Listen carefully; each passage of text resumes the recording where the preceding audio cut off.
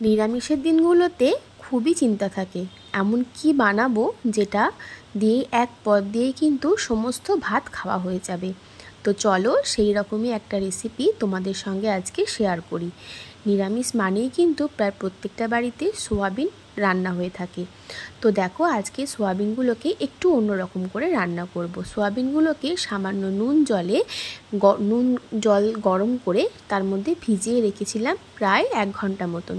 ফুলে বেশ বড় হয়ে উঠেছে, তখন মিক্সির বাটির মধ্যে দিয়ে গ্রেট করে নিলাম। সোয়াবিনগুলো কিন্তু জল ছাড়াই বেটেছি। এবারে দিয়ে দিচ্ছি গ্রেট করা আদা, স্বাদ মতো নুন, কাঁচা লঙ্কা ঝালের জন্য, হলুদ গুঁড়ো, লঙ্কার গুঁড়ো আর জিরের গুঁড়ো, আর কিছু বাদাম আমি দিচ্ছি দেখো একটু স্বাদটা বাড়ানোর জন্য।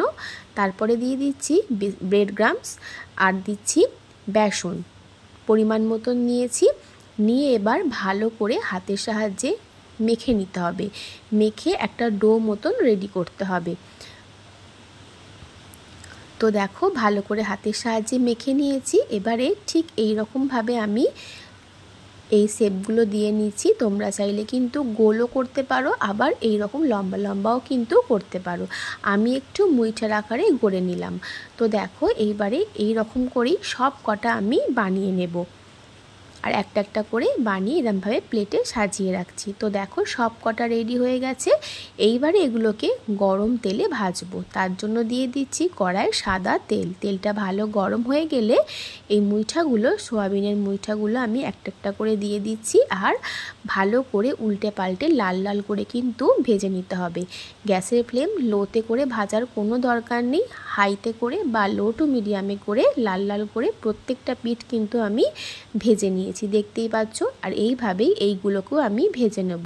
তো সব কটা কিন্তু আমার ভাজা হয়ে গেছে। এবারে এগুলো তুলে রাখলাম। দেখো এই যে ভাজা হয়ে গেছে। এবারে ওই তেলের মধ্যেই দিয়ে দিচ্ছি গোটা জিরে ফোড়ন। তারপরে দিয়ে দিচ্ছি কেটে রাখা আলুগুলোকে হালকা একটু ভেজে নেব ফার্স্টে। তো আলুগুলো ভাজক ততক্ষণে চলো একটা পেস্ট রেডি করে নিয়েছি। আদা, টমেটো আর কাঁচা লঙ্কা একটা স্মুথ পেস্ট বানিয়ে নেবো। আর আলুগুলো দেখো হালকা করে ভাজা হয়ে গেছে। এবার এই বাটার মশলাটা দিয়ে দিচ্ছি, আর মিক্সির বাটি ধুয়ে সামান্য একটু জল দিলাম। দিচ্ছি হলুদ গুঁড়ো, পরিমাণ মতো নুন, ধনের গুঁড়ো, জিরের গুঁড়ো, আর দিচ্ছি কাশ্মীরি রেড চিলি পাউডার সুন্দর একটা কালারের জন্য। যেহেতু কাঁচা লঙ্কার ঝালটা ব্যবহার করেছি সেই জন্য আর গুঁড়ো লঙ্কাটা আমি এখানে ব্যবহার করিনি। তো মশলাটা খুব ভালো মতন করে গ্যাসের ফ্লেমটা লো টু মিডিয়ামে করে কষিয়ে নেব। তবে তার আগে দিয়ে দিচ্ছি সামান্য একটু হিং। যে কোনো নিরামিষ রান্নাতে কিন্তু হিংটা ব্যবহার করলে বেশ সুন্দর একটা গন্ধ হয় আর খেতেও ভালো লাগে। তো দেখো মশলা খুব ভালো করে কষিয়ে নেব। দেখতেই পাচ্ছ মশলার কালার কিন্তু একদম চেঞ্জ হয়ে গেছে, আর মশলা আমার খুব ভালো মতন কষানো হয়ে গেছে। এইবারে আমি এর মধ্যে দেব ঝোলের জন্য পরিমাণ মতন জল। এখানে জলের পরিমাণটা একটু বেশি ব্যবহার করতে হবে, কারণ পরবর্তীতে কিন্তু এই যে সোয়াবিনের মুইঠাগুলো বানানো হয়েছে সেগুলো কিন্তু অনেকটাই ঝোল টেনে নেবে। তো বেশ খানিকটা জল দিয়ে আমি ঢাকা দিয়ে দিলাম। আলুগুলো সেদ্ধ হওয়া পর্যন্ত ওয়েট করব। আলুগুলো দেখো এখন কিন্তু মোটামুটি সেদ্ধ হয়ে গেছে। ঠিক এই সময় আমি সোয়াবিনের যে মুইঠাগুলো বানিয়ে রেখেছি সেইগুলো আমি এর মধ্যে দিয়ে দেব।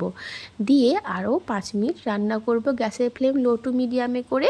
তাহলেই কিন্তু আলু একদম সুন্দর সেদ্ধ হয়ে যাবে। তো সব মুইঠাগুলো একটা একটা করে দিয়ে দিয়েছি। দিয়ে ভালো করে ঝোলের সঙ্গে মিশিয়ে নিলাম, যাতে মুইঠার মধ্যেও কিন্তু সমস্ত মশলা ভালো মতন ঢুকে যায়, তার জন্য ভালো মতন করে মিশিয়ে দিলাম। দিয়ে আমি এটা আবারও ঢাকা দিয়ে দেব। তো দেখো ভালো করে ঝোলের সাথে মিশিয়ে নিয়েছি। এবার এটা আমি আবারও ঢাকা দিয়ে দিলাম। তো 5-7 মিনিট রান্না করার পর কিন্তু দেখো আলু আমার একদম সেদ্ধ হয়ে গেছে, আর রান্নাটাও কিন্তু আমার মোটামুটি রেডি। এইবারে খুব হালকা হাতে কিন্তু মেশাতে হবে, কারণ মুইঠাগুলো ঝোলের মধ্যে পড়ে কিন্তু একটু নরম হয়ে গেছে, যাতে ভেঙে না যায় সেইভাবেই কিন্তু মিশিয়ে নিতে হবে।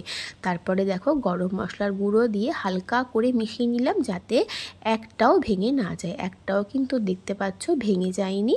তাহলে আমার তৈরি হয়ে গেল নিরামিষ দিনের জন্য পারফেক্ট একটা রেসিপি, সোয়াবিনের মুইঠা, যেটা দিয়ে কিন্তু গরম গরম এক থালা ভাত এই এক পদ দিয়েই তোমরা ভালোভাবে খেয়ে নিতে পারবে।